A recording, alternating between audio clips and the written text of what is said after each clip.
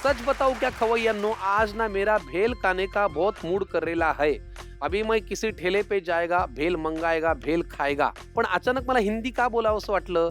आपल्या मनामध्ये, आपल्या वागण्यामध्ये हे आता सवयीचं झालेलं आहे की अमुक अमुक व्यवसाय करणारी माणसं अमुक अमुक भाषा बोलत असतील. पण असं नाहीये. आता कुठल्याही क्षेत्रामध्ये, कुठल्याही व्यवसायामध्ये मराठी भाषा बोलणारा मराठी माणूस कमाल प्रगती करतो आहे. असाच एक व्यावसायिक फार तरुण वयामध्ये त्याने स्वतःचा व्यवसाय सुरू केला आणि व्यवसाय फक्त सुरू नाही केला, धडाडीने, उत्साहाने, आनंदाने स्वतःचा भेळचा व्यवसाय तो अगदी सगळ्यांपर्यंत पोहोचवतो. त्याची स्वप्न फार मोठी आहेत आणि त्याची धडपड, त्याची कष्ट करण्याची तयारी ही त्या स्वप्नांना साजेशी अशी आहे. फार मनापासून स्वागत करूया नवी मुंबईचा मराठी भेळवाला, अशी स्वतःची ओळख तयार करणारा आमचा मित्र सागर गोरडेचं. सागर प्लीज ये. नमस्कार. कसा आहेस तू मित्रा? आपने बुलाया हम चले आए. एकदम छान आहे सर, एकदम क्या बात आहे. वा छान. वा वा. आजपर्यंत या स्वयंपाकघरात, या परिवारात अनेक लोक आले, पण कुणीही त्या उमऱ्याच्या पाया पडून नव्हतं आलं. हे तुला का करावं असं वाटलं? कारण की सर, आपल्या घरात आपण प्रवेश करतो तेव्हा मस्त असं दर्शन घेतो. वा. गेली 10 वर्षापासून या मंचावरती यायचा मी प्रयत्न करत होतो आणि आज तो दिवस उगवलेला आहे. 10 वर्ष. 10 वर्षापासून आज माझ्या भेळनी मला इथपर्यंत आणलं. किती छान. आणि मग मला पाया पडावं असं वाटलं, कारण की ती एक दैवशक्ती आहे. काय आणि ती भावना आहे प्रेम यार. आहे माझं फारच त्याच्यावर. छान. बघ कसा असतो नशिबाचा खेळ. इथपर्यंत घेऊन आली तुला तुझी भेळ खेळ. आहे की नाही? मानताय की नाही? सागर कसा आहेस मित्रा तू? एकदम मस्त सर. कोणतं गाव तुझं? माझं पुणे मनसर शिंगवे पारगाव गाव आहे माझं. अच्छा. एका शेतकरी कुटुंबातला मुलगा आहे. बर. आणि ज्यावेळेस शिक्षण घेत होतो बीकॉमचं, हा. त्यावेळेस मी एका शॉप मध्ये काम करायचा. अच्छा. आता माझा उदरनिर्वाह चालावा म्हणून. बर. आणि मग तिथं मी व्यवसायाचा बाळकडू घेतला. भेळ कधी आली आयुष्यात? भेळ ही ज्यावेळेस हृदयाजवळची व्यक्ती सोडून गेली, त्यानंतरला म्हटलं आता मुंबई गाठवायला पाहिजे. आणि मग मुंबई गाठवली. आणि मग तिथं जो झालेला अपमान, आणि मग ते सगळं जर विसरायचं असेल तर आता आपल्याला स्वतःची ओळख बनवणं गरजेचं आहे. म्हणून स्वतःची ओळख बनवण्यासाठी मी मुंबई गाठली. भेळ आयुष्यात आली आणि वेगळी कलाटणी मिळाली. वेगळी कलाटणी हो की मिळाली. नाही? त्याच्यामुळे तू आता काही भेळचा व्यवसाय हा ऍक्सिडेंटली चालू झाला सर. बर. एका बँकेमध्ये छोट्याशा सहकारी पतपेढीमध्ये मी जॉब करत होतो. अच्छा. आणि त्या बँकेने माझ्या एका महिन्यामध्ये 4 वेळा बदल्या केल्या. आणि मग मला कळलं, अरे 4 वेळा बदल्या करतात म्हणजे बँक पण त्याच क्वालिटीची आहे मस्त. आणि मग मी काय डोकं लावलं, पण त्यावेळेस माझ्याकडं धंद्याचं बाळकडू होतं. अच्छा. आणि मुंबईने मला फिरवलं. त्यावेळेस मला भूक लागायची संध्याकाळची. हा. 10 रुपयात काय भेटायची, तर आपल्या भैयाच्या हातची भेळ भेळ भेटायची. मिळायची. बरोबर. आणि मग ज्या मुलाने गावाकडची भेळ खाल्लेली आणि ते गावचं अन्न खाल्लेलं आहे, त्याला भैयाच्या हातची भेळ काय आवडणार या. एक दिवस सहज डोंबिवलीच्या स्टेशन उभा होतो आणि भेळ खाता खाता म्हणलं, आपण ह्या भैयासारखी भेळ विकू शकतो का नाही? विकू शकतो ना. मग मी पार्ट टाइम सानपाड्यामध्ये एका गोल्डन पॅलेसच्या चौकात मस्तपैकी छोटासा भेळचं आपलं टेबल घेऊन चालू केला धंदा. गावाला जाऊन मटेरियल आणलं, चालू केलं. मटेरियल म्हणजे काय काय आणलं गावाकडून? शेव, चिवडा, पापडी, कुरमुरे मग ते वगैरे इथे मिळत सगळे. होतं ना, गावाकडून कसं नाही, आणलं? मला गावची टेस्ट द्यायची होती, मला ओ, क्वालिटी द्यायची होती. कमाल. आणि पहिल्यापासून एकच आपलं ध्येय होतं, हा. कोणतंही काम करायचं ना, एकच नंबर करायचं. एकच नंबर. हा. 2-3 नंबर नको. नाही. पण एक फार आनंद झाला मला की इथे सगळे या मंचावरती घरची चव घेऊन येतात.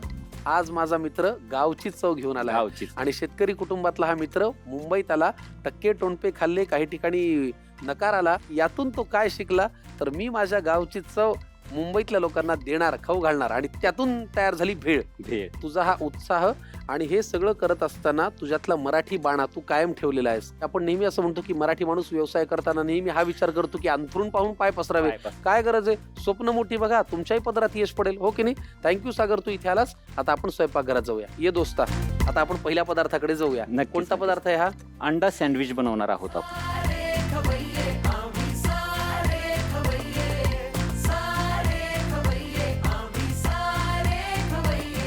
आलेला आहे नवी मुंबईचा भेळवाला, करतो आहे अंड्याचं सँडविच. लागणारं साहित्य काय ते पटकन घेऊन या.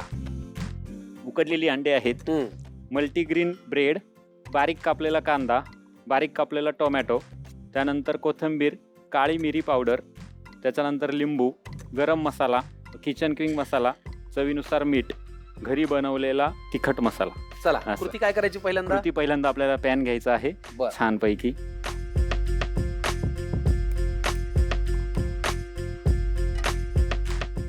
बरं मला एक सांग, तुझं प्रेम होतं ते जुळलं नाही, हम्म. पण मग हे नंतर जे लग्न झालं ते लव्ह हा. मॅरेज का अरेंज मॅरेज? नाही, अरेंज मॅरेज झालं ते. मग एवढं तोंड घाण करायला काय झालं? अरेंज मॅरेज झालं असं म्हणणं, माझं नाही, अरेंज मॅरेज झालं. ते पण भेळणीच जमवलं माझं. सगळ्यात महत्वाचं, भेळणी खूप काही दिलं मला. हो का? असं जरा कांदा परतून झाला की हो. त्या स्टोरीकडे येऊ. हा, बरं ह्याच्यात तेल नाही घालायचं आधी? टाकायचं ना आपल्याला. बरं लग्न कसं भेळणी जमवलं? काय झालं, माझे मामा कळव्यामध्ये राहतात. हा. लग्न करायचं हे मामांनी मला विचारलं का ह्या वर्षी आहे का यंदा कर्तव्य. हा. म्हटलं हो, यंदा इच्छुक आहे उमेदवार. हम्म. मस्तपैकी. मग मामांची ओळख होती, आपले गावाकडचे असतात पाहुणे वगैरे तिथं. तर मामांनी आमच्या गावाकडचे आहेत गुळवे म्हणून, त्यांचे ओळखीचे मित्र आहेत. त्यांची मुलगी त्यांना रोज रस्त्याने जाता येता जॉबला दिसायची. मामांनी एक दिवस त्यांना विचारलं मुलीचं लग्न करायचं का वर्षी. मग ते बोलले हो. बोलले आहे आमचा बाचा आहे तर मग मला बोलून घेतलं एक दिवस रविवारचं. आता मुलगी पाहायला जाताना आपण कसं कांद्या पोह्याचा कार्यक्रम वगैरे होतो असा जरा मस्तपैकी. टेप तयार हा. होऊन, हा. तर मी काय केलं, मी आता मुलगी पाहायला जायचे, आई वडील नाही इथं, कोणच नाही. मी आपला रविवारचं सकाळी 8-9 वाजता आवरलं हा. आणि मस्तपैकी एक भेळचा पुडा घेतला. त्यानंतरला एक मस्त असा गुच्छ घेतला आणि एक नारळ घेतला. एवढं मला माहिती होतं. अरे हे बाबा. काय कॉम्बिनेशन आहे? भेळ, गुच्छ आणि नारळ. हो हे देऊन ते. कुठं पोरगी पटत असते आणि का? मग आता तेल घ्या. अरे तू लय हा. जर्की सांगतो रे. आणि मग मुलगी पाहण्याचा कार्यक्रम झाला. हम्म. आता इंट्रोडक्शन देताना मुलीच्या वडिलांना सांगायचं काय, तर मी सांगितलं माझा हा भेळचा स्वतःचा व्यवसाय आहे आणि त्याच्यावरती 1 रुपयाचंही कर्ज नाहीये. फक्त एवढंच का मी गार्डनच्या कोपऱ्यावर रस्त्यावरती धंदा लावतो. एवढं बोललो. बाकीची इंट्रोडक्शन त्यांना सांगितलं. आई वडील गावाला गुच्छ कोणाला असतात. दिला? गुच्छ ज्यावेळेस आम्हाला त्यांनी असं एक शेजारी उभं केलं, हा. तर ही माझ्यातर्फे तुम्हाला पुष्पगुच्छ असं त्या मुलीच्या हातात दिलं मी त्यांना. हा. आणि तेवढं भेळचा पुडा वगैरे देऊन आलो. हा.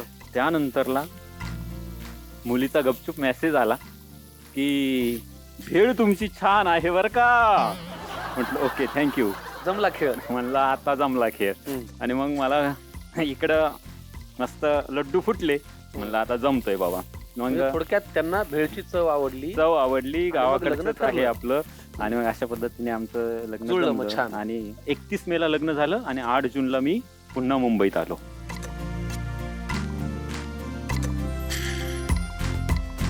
पण काय टाकलं? तिखट मसाला टाकला, जो घरगुती मसाला टाकला, तो टाकला त्यानंतरला किचन किंग मसाला टाकला, आणि मिरेपूड टाकली. हा मिरेपूड टाकली. ठीक. गॅस बंद केला ना? हम्म. छान झालंय खरपूस मिश्रण. थोडस मीठ. थोडस मीठ टाकूयात. ती कोथिंबीर टाकूया थोडीशी. बर. आणि लिंबू पिळायचं. आणि थोडस लिंबू पिळूयात.